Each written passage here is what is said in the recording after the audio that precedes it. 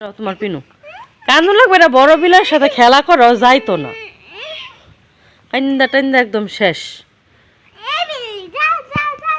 এরা মারলে পরে আবারও যাইব না, কান্দন লাগতো না, যাইতো না, বড় বিলুলা খেলা করি যে কেমন করে ফেলায়। চোখ মুছো।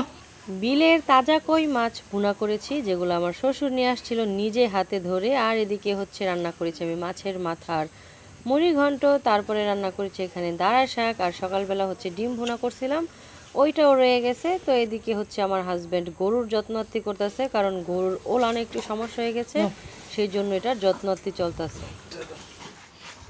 কাপড় দিম একটা আছে এই জায়গা নাই, উনারাই দিম।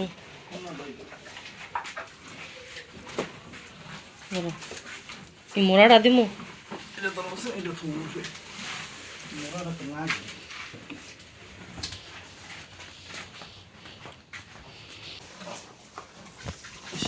এসব বড় গরু ফালতে গেলে এক যন্ত্রণা, যদি একবার এরকম মোড়ের সমস্যা হইয়া যায় তখন যত্নার্থীর শেষ নাই।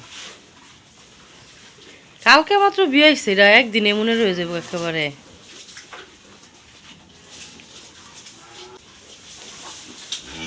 ব্যথা পাই মনে হয়। সকালে করফুল দিয়ে সরিষার তেলটা দিছিলাম, গরম হয়ে যায়, এই বরফ দিলে ঠান্ডা লাগে, আরাম লাগে। বড় গরু পালতে গেলেও অনেক কষ্ট করতে হয়, যত্ন করতে হয়, এত সহজে বড় গরুর দুধ খাওয়ান যায় না, লাভবান হইতেও কষ্ট আছে। তবে এই গরুটা যে দুইবারই বিয়াইলো আঙ্গ বাইতাইয়া, একবারও কিন্তু রুমে রয় না, কিন্তু এই গরুর মার এমন রয়েছে, বাচ্চারও এখানে এই সমস্যা রয়ে গেছে। এই যে অবস্থা আছে,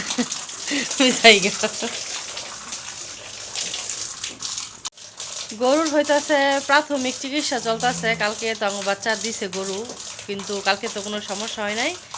কিন্তু এই গরুর হয়তোবা অনেক দুধের চাপ আছে, সেই কারণে এটা ওর একদম শক্ত হয়ে গেছে। এটা নরম করার জন্য কর্ফুল দিয়ে সরিষার তেল দিয়ে প্রথম মাসাজ করতেছে, তারপরে বরফ দিয়ে মাসাজ করতেছে, একটা প্রাথমিক চিকিৎসা চলতেছে এটার।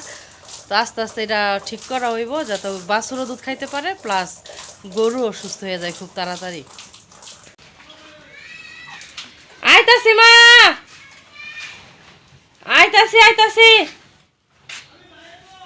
বায়ে গইল রানা ইয়ে কি জানি আলমগিরে। আমার মাথার খালি রানার নাম আইতাছে, গরুর না গরুরই দেয়া, গরুর ডাক্তারের নাম খালি মাথান ধরে। আয় না তো এনো খার হইছে, কেলেগা বাইরে কি দরকার, কামু যাইব নাকি জিগাইতাছে।